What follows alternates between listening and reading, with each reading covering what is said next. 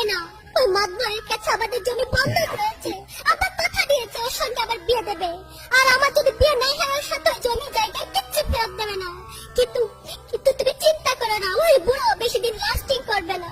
তখন তুমি হবে আমার হৃদয় রাজ্যের রাজা। কি তুমি কাঁদছো? কই, আমি তো কাঁদছি না, আমাকে দেখ, আমার বুকে তো কোনো কান্না নেই। তোমার চোখে পানি, চোখে যেন কি পড়লো। আমার কথা শোনো তুমি। আমাকে কোনো কথা বলো না, আমাকে একটু সিঙ্গেল থাকতে দাও, আমাকে একটু সিঙ্গেল থাকতে দাও।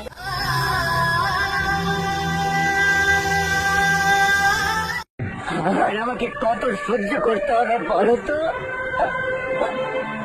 আমি কত কাঁদবো?